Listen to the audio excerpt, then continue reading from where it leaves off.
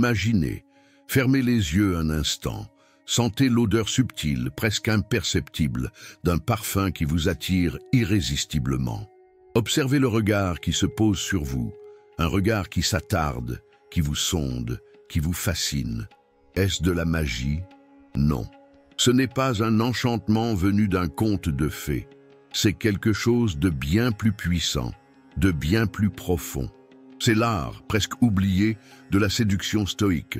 Peut-être vous sentez-vous, en ce moment même, comme cet homme au reflet troublant, celui qui se cherche, qui tâtonne, qui désire ardemment comprendre les mécanismes de l'attraction. Peut-être avez-vous l'impression d'errer dans un labyrinthe, cherchant désespérément une sortie, une clé qui ouvrirait les portes de la confiance, de l'assurance et de la connexion véritable.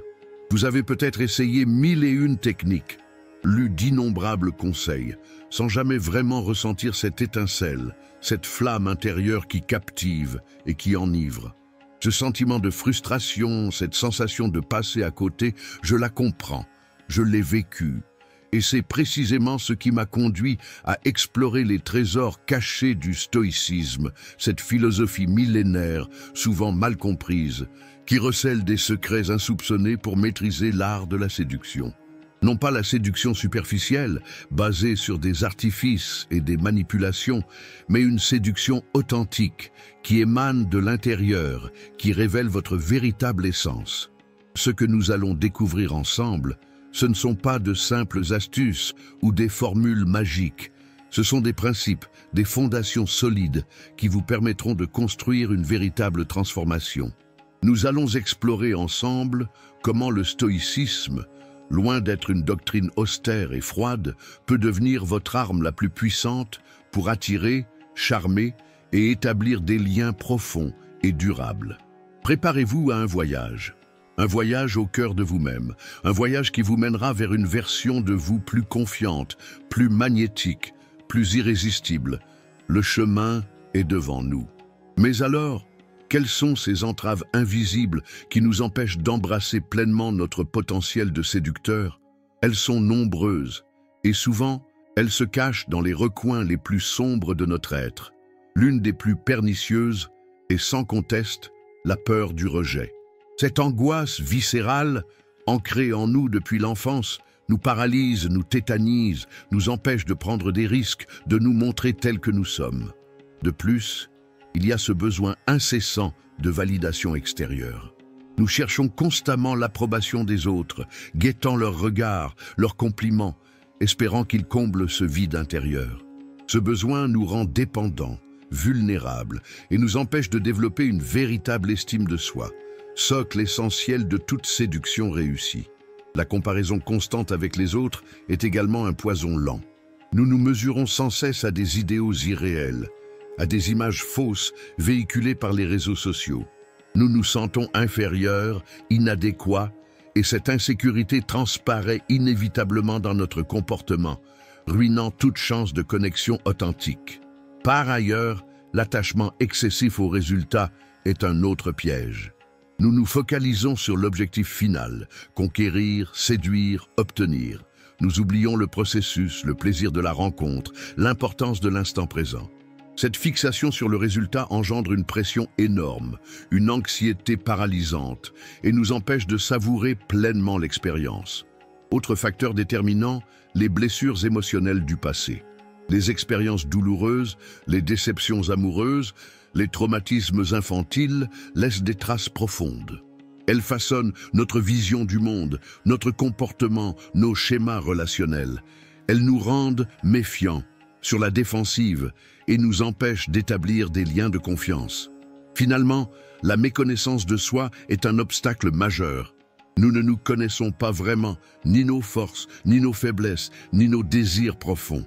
Nous sommes comme des explorateurs naviguant sans carte, sans boussole, perdus dans l'immensité de notre propre être. Et sans cette connaissance, comment espérer attirer quelqu'un?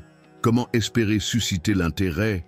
Comment espérer construire une relation significative? Maintenant, considérez comment cela se traduit dans vos interactions quotidiennes. Reconnaissez-vous ces schémas? Prenez le temps de les observer, sans jugement, avec une profonde bienveillance envers vous-même. C'est le premier pas vers la libération.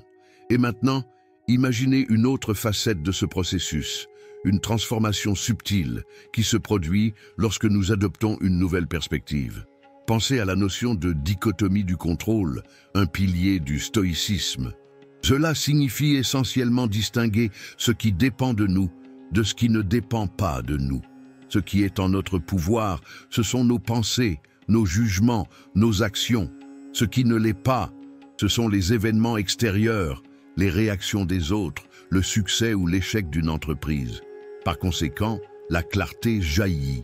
Au lieu de nous laisser submerger par l'incertitude et l'anxiété, nous pouvons concentrer notre énergie sur ce que nous pouvons contrôler, notre attitude. Nous pouvons choisir de répondre aux situations avec calme et sagesse plutôt qu'avec colère et frustration. Nous pouvons choisir d'agir avec intégrité, indépendamment des circonstances. De plus, cette prise de conscience entraîne une libération. Nous cessons de nous battre contre les moulins à vent, contre des réalités que nous ne pouvons pas changer. Nous acceptons l'impermanence, l'incertitude, la nature imprévisible de l'existence. Cette acceptation, paradoxalement, nous donne une force immense.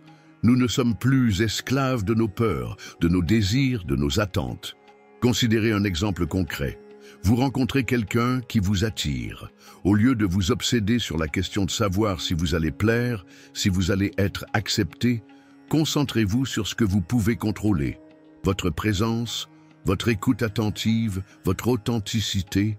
Exprimez-vous avec clarté, partagez vos idées et vos sentiments sans crainte du jugement. Si l'autre personne répond positivement, tant mieux.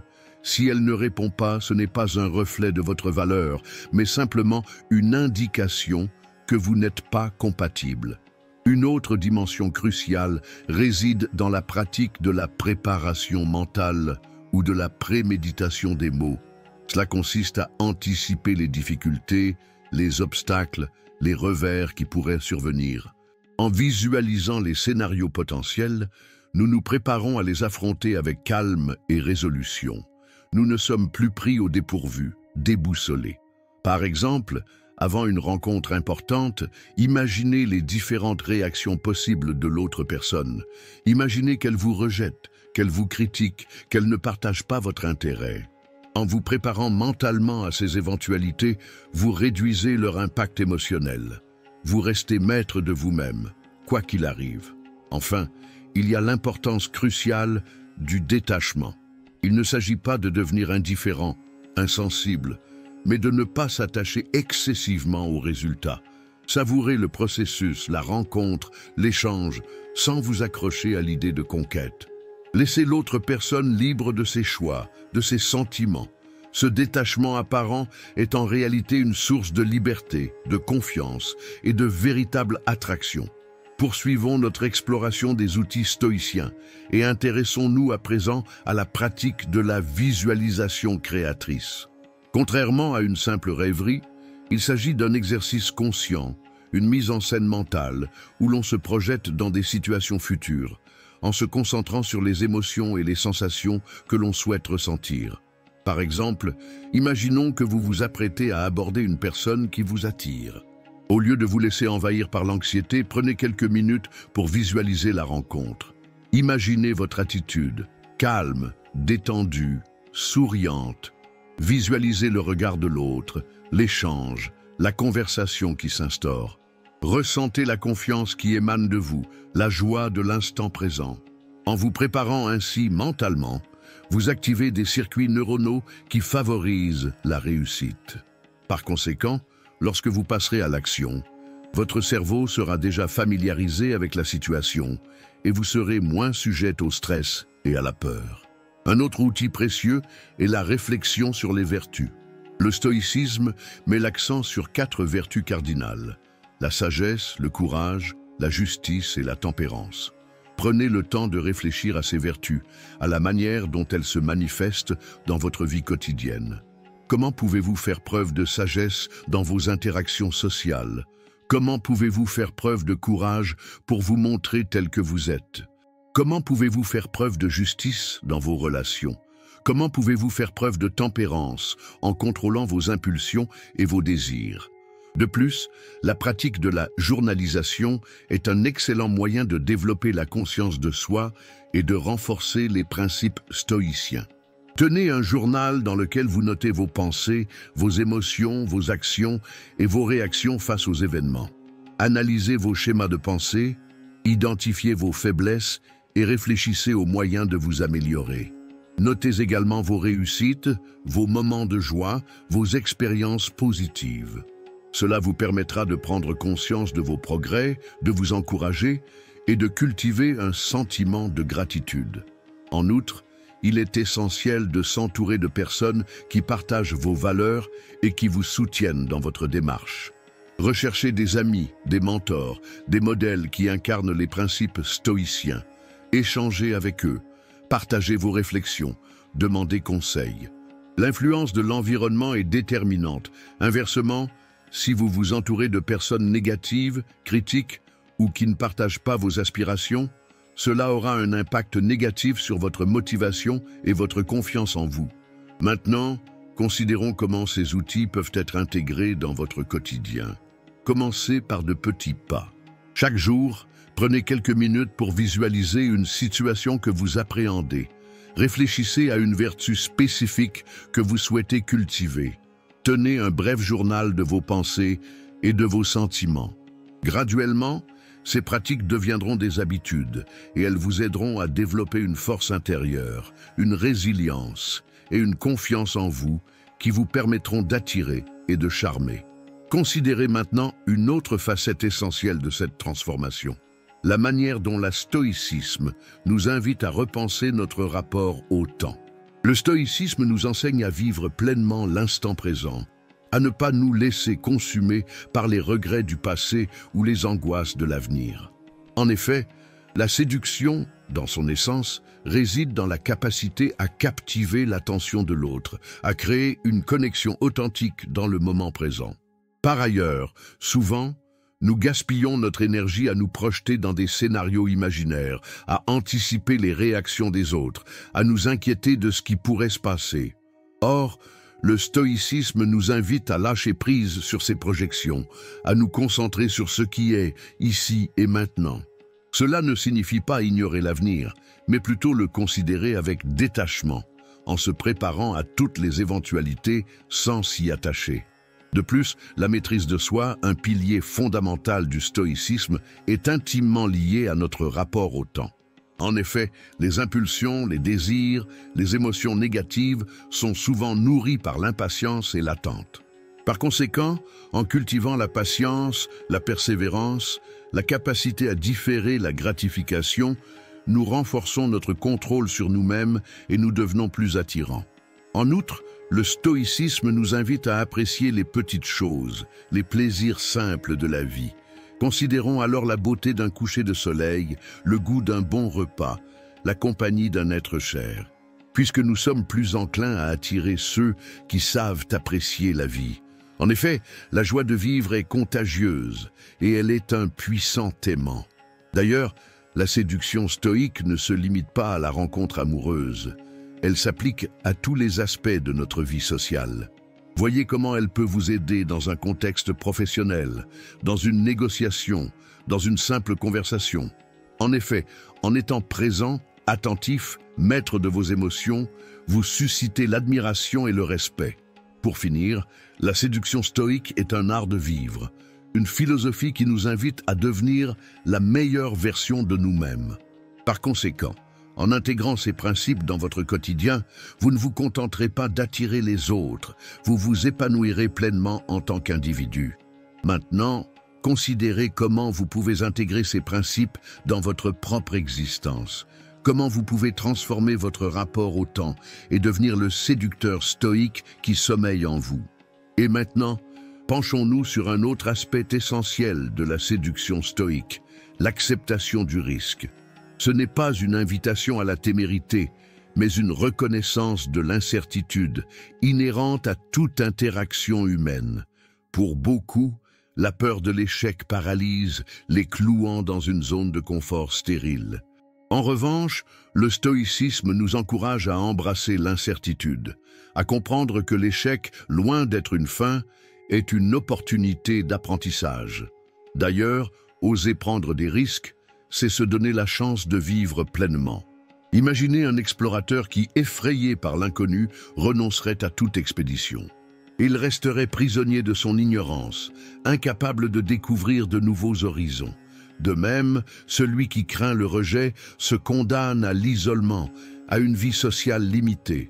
De plus, l'acceptation du risque implique une déconstruction de nos attentes. Nous avons souvent tendance à nous fixer des objectifs précis, à nous accrocher à des résultats spécifiques. Cependant, le stoïcisme nous enseigne à lâcher prise, à accepter que les choses ne se déroulent pas toujours comme prévu.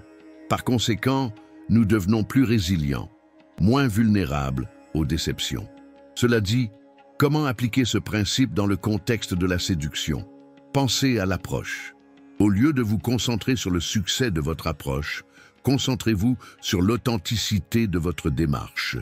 Exprimez votre intérêt de manière sincère, sans chercher à manipuler. Ensuite, si la personne réagit favorablement, tant mieux. Si elle ne répond pas à vos avances, acceptez-le avec grâce. En effet, le rejet n'est pas une réfutation de votre valeur, mais une simple indication que vous n'êtes pas compatible. Par ailleurs, l'acceptation du risque implique de sortir de sa zone de confort. Considérez la participation à des événements sociaux, les rencontres en ligne, ou simplement l'initiation d'une conversation avec une personne qui vous attire. Souvent, nous hésitons, nous tergiversons, nous trouvons des excuses. Néanmoins, chaque pas en dehors de cette zone de confort est une victoire. C'est ainsi que l'on gagne en confiance, que l'on développe son charisme. En outre, l'acceptation du risque est un acte de foi en soi. Quand vous osez vous montrer tel que vous êtes, vous envoyez un signal fort. Vous vous aimez, vous vous respectez. Par conséquent, vous attirez ceux qui vous apprécient pour votre véritable valeur. Inversement, en cherchant à plaire à tout prix, vous vous aliénez et vous attirez des personnes qui ne sont intéressées que par une façade. Finalement, l'acceptation du risque est une invitation à l'aventure. Maintenant, considérez comment cela s'applique lorsque vous rencontrez quelqu'un qui vous intéresse. N'hésitez pas à faire le premier pas, à exprimer vos sentiments. En effet, la vie est trop courte pour les regrets. En vous ouvrant au risque, vous vous ouvrez à la possibilité de vivre des expériences extraordinaires, de rencontrer des personnes formidables et de construire des relations enrichissantes.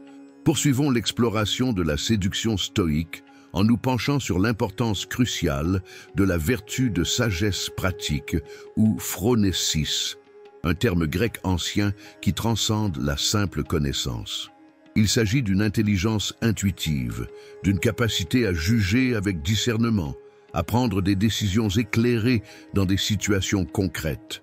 En effet, la séduction n'est pas un jeu de règles figées, mais un art qui nécessite une adaptabilité constante, une finesse d'esprit. De plus, la sagesse pratique dans le contexte de la séduction se manifeste par la capacité à lire entre les lignes, à décrypter les signaux non-verbaux, à comprendre les nuances du langage corporel. C'est ainsi que l'on perçoit l'intérêt, l'attirance ou au contraire le désintérêt. Par conséquent, on peut adapter son comportement, moduler son approche et éviter les maladresses. Prenons un exemple. Vous remarquez que la personne que vous abordez détourne souvent le regard, croise les bras et répond brièvement. Au lieu de persister, de vous entêter, la sagesse pratique vous invite à interpréter ces signaux comme une indication de désintérêt. Par conséquent, vous pouvez choisir de vous retirer avec élégance, d'éviter une situation embarrassante. Cependant, la sagesse pratique ne se limite pas à la simple observation. Elle implique également une capacité à se mettre à la place de l'autre, à comprendre ses motivations, ses désirs, ses peurs. En d'autres termes, il s'agit d'une forme d'empathie active qui vous permet de créer une connexion plus profonde, plus significative. Par ailleurs, la sagesse pratique est étroitement liée à la capacité à faire preuve de flexibilité. En effet, chaque rencontre est unique, chaque personne est différente. Il n'y a pas de formule magique qui fonctionne à tous les coups. Par conséquent, il est essentiel de s'adapter, d'ajuster son comportement en fonction de la situation, de la personnalité de l'autre.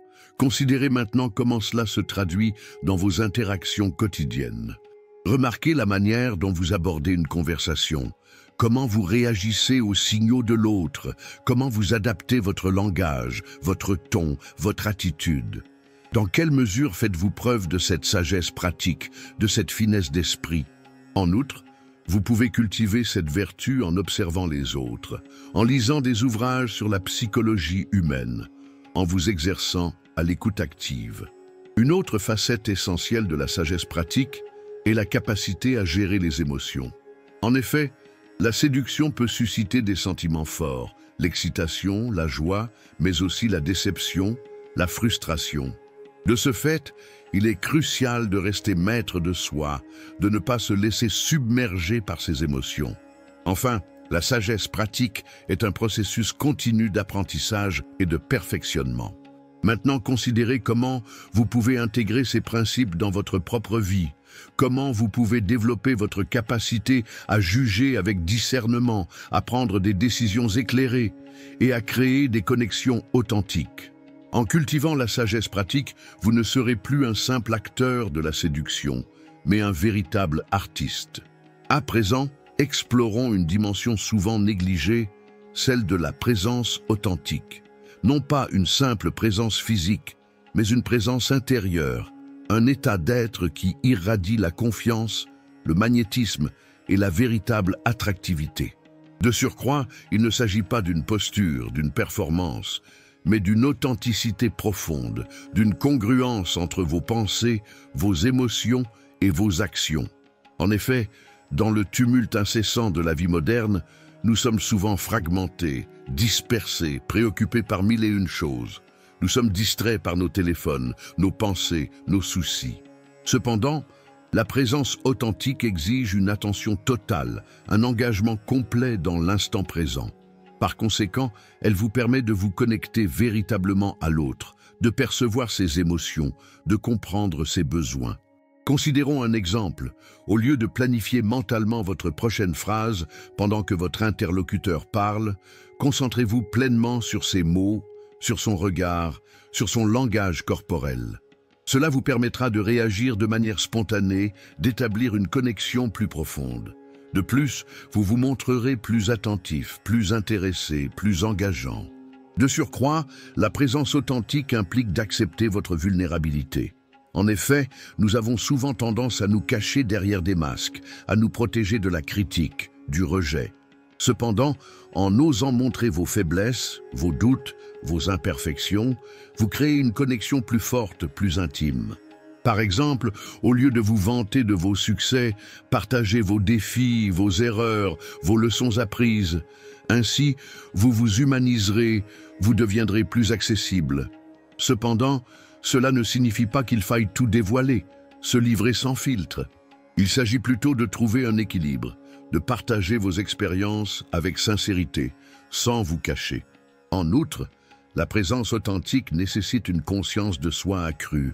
Cela implique de connaître vos valeurs, vos désirs, vos limites. Par conséquent, vous serez plus à même de vous exprimer avec clarté, de faire des choix en accord avec vos aspirations. Une autre couche essentielle est la capacité à laisser tomber le besoin de contrôler.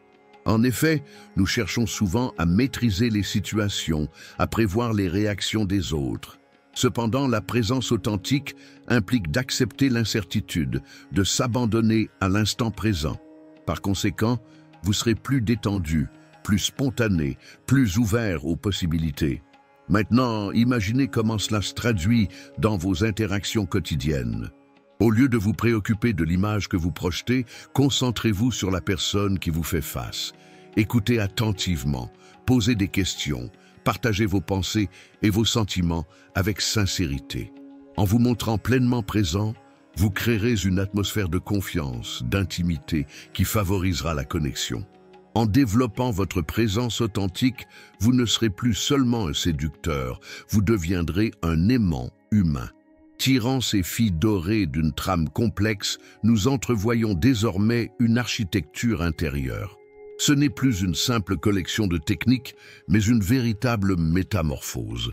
Nous avons entrepris une sorte d'exploration géographique de l'âme, cartographiant les terrains accidentés de nos peurs, de nos inhibitions. Nous avons découvert comment ces obstacles, ces ombres, peuvent être non pas éliminés, mais transformés. Le voyage, à ce stade, ressemble à la lente émergence d'une statue, patiemment sculptée dans le marbre brut. Chaque coup de ciseau, chaque polissage, a révélé une nouvelle facette de notre potentiel, une beauté insoupçonnée. Nous avons appris à reconnaître et à maîtriser les tempêtes intérieures, à naviguer avec sagesse dans les eaux tumultueuses de l'émotion. En regardant ce chemin parcouru, il devient évident que le stoïcisme, loin d'être une austère discipline, est une véritable alchimie. C'est l'art de transformer le plomb de nos faiblesses en l'or de la confiance, de transmuter la peur en courage, l'incertitude en opportunité. Nous avons observé comment, en modifiant notre perception, en contrôlant notre réaction face aux événements, nous pouvons non seulement survivre aux défis, mais en tirer une force nouvelle. La perspective d'une rencontre, autrefois source d'anxiété, se transforme en une scène où nous sommes les auteurs de notre propre récit. Le besoin de validation extérieure cède la place à une confiance en soi inébranlable, ancrée dans la connaissance de nos propres valeurs. La quête de la perfection, quant à elle, est remplacée par l'acceptation sereine de notre humanité, de nos imperfections. À présent, nous sentons la brise de l'accomplissement, le parfum subtil du potentiel éveillé. Nous avons défriché le terrain, planté les graines. Le moment est venu de contempler le paysage, d'apprécier le fruit de notre labeur intérieur. Il est temps de nous préparer pour le point culminant, pour la récolte. Alors que les ombres s'allongent et que le murmure du secret stoïque s'éteint, une question persiste. Que faire maintenant? Le voyage que nous avons entrepris ensemble, cette exploration au cœur de la séduction, n'était pas une simple promenade, mais une véritable initiation. Nous avons déconstruit les barrières, révélé les mécanismes et découvert les trésors cachés d'une philosophie millénaire. Mais le véritable enjeu, le défi le plus important, commence ici. Ce que vous avez appris, ce que vous avez ressenti, ce que vous avez compris, ne doivent pas rester des connaissances théoriques, des concepts abstraits. Ils doivent devenir la matière même de votre existence, les fondations d'une transformation durable. L'authenticité, la maîtrise de soi, l'acceptation du risque, la sagesse pratique, la présence authentique, ces principes ne sont pas des étapes à cocher, mais des voies à emprunter, des chemins à parcourir sans relâche. Imaginez maintenant le reflet troublant qui se transforme en un regard ferme et confiant. Les peurs qui s'évanouissent, l'anxiété qui laisse place à la sérénité et la timidité qui se mue en assurance. L'attraction ne devient plus une quête effrénée, mais l'émanation naturelle de votre être, le reflet de votre évolution intérieure. Vous devenez celui ou celle qui, par sa seule présence, captive, fascine et inspire. Rappelez-vous, l'art de la séduction stoïque n'est pas une fin en soi, mais un outil puissant pour vous épanouir, pour établir des liens profonds, pour vivre une existence plus riche et plus significative. L'amour, l'amitié, le succès professionnel, le bien-être personnel, tout cela est à portée de main. Il suffit d'oser, de persévérer, de croire en votre potentiel. Le véritable exercice commence maintenant. Chaque jour, chaque rencontre, chaque défi est une occasion de mettre en pratique les enseignements reçus. Observez vos réactions, analysez vos schémas de pensée et réajustez votre approche. Ne vous découragez pas face aux difficultés. Les obstacles font partie du chemin.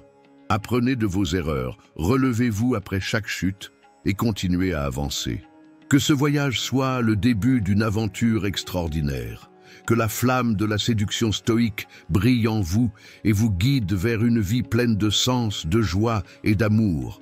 Que votre regard devienne une source d'attraction irrésistible et que le murmure du parfum de votre être devienne une symphonie envoûtante.